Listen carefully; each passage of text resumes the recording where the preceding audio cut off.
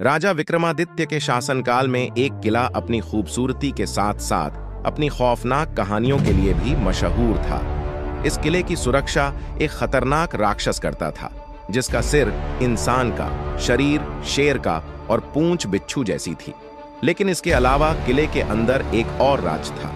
एक बेहिसाब खजाना छुपा हुआ था, जिसके बारे में सिर्फ कुछ चुनिंदा लोग ही जानते थे। एक दिन राजा के जंगल में एक खुफिया समूह दाखिल हुआ।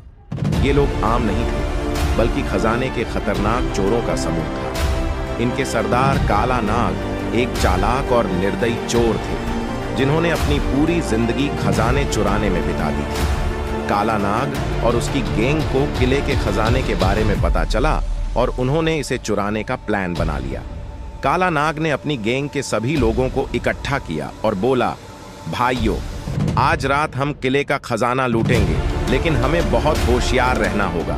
वहां एक राक्षस है जो किसी को भी जिंदा नहीं छोड़ता। चोरों में से एक लंगड़ा रामलाल बोला, सरदार, अगर वह राक्षस सचमुच इतना खतरनाक है तो हम उसे कैसे हरा पाएंगे? काला नाग मुस्कुराया और बोला, तुम लोग अपनी चतुराई का इस्तेमाल करो और सही समय पर भागने की कला सीखो। अगर सब कुछ ठीक रहा तो हम खजाना ले लेंगे और राजा के साम्राज्य में हम सभी अमीर बन जाएंगे। इसी बीच राजकुमारी लीला को खजाने और राक्षस के बारे में जिज्ञासा हुई, इसलिए उसने अपने पिता से अनुमति लेकर जादूगर डंबलडोर के साथ किले की ओर रवाना होने का निर्णय लिया।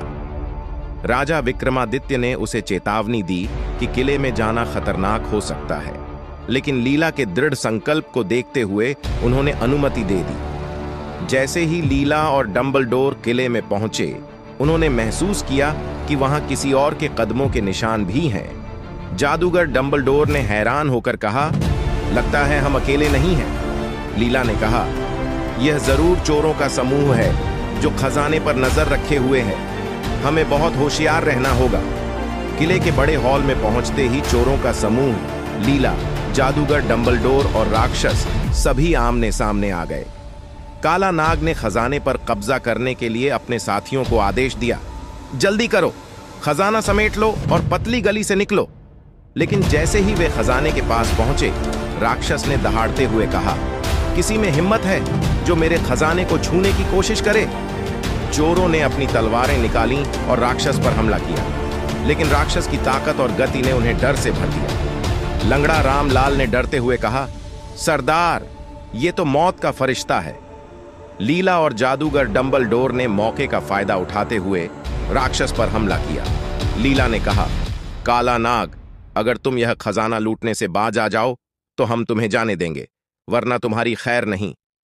काला नाग ने हंसी के साथ जवाब दिया, तुम हमें कैसे रोक सकती हो राजकुमारी? यह खजाना आज हमारा है। अब एक तरफ लीला और जादूगर डंबलडोर थे और दूसरी तरफ चोरों की गैंग और राक्षस। लीला ने जादूगर को इशारा किया और डंबलडोर ने अपना जादुई मंत्र पढ़ा। एक रोशनी का गोला राक्षस की आंखों पर पड़ा और उसे कुछ समय के लिए अंधा कर दिया। उसी समय लीला ने अपनी तलवार निकाली और राक्षस पर वार किया। काला नाग और उसकी गैंग लीला और डंबलडोर को देखकर घबराए, लेकिन काला नाग ने हार मानने से इनकार कर दिया और बोला, मैं तुम सबको खत्म करके ही यहां से जाऊंगा। लीला और राक्षस के बीच भयंकर युद्ध जारी रहा। आखिरकार जादूगर डंबलडोर ने अपने आखिरी मंत्र से राक्षस को जंजीरों में बांध दिया और लीला ने अपनी तलवार से उसे खत्म कर दिया। जैसे ही राक्षस समाप्त हुआ, किले में सभी ने राहत की सांस ली।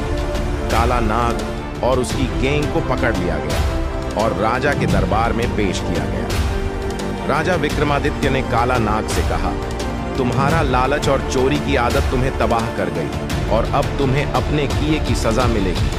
अगर आपको हमारा वीडियो पसंद आता है तो कृपया हमारे चैनल को सब्सक्राइब करें।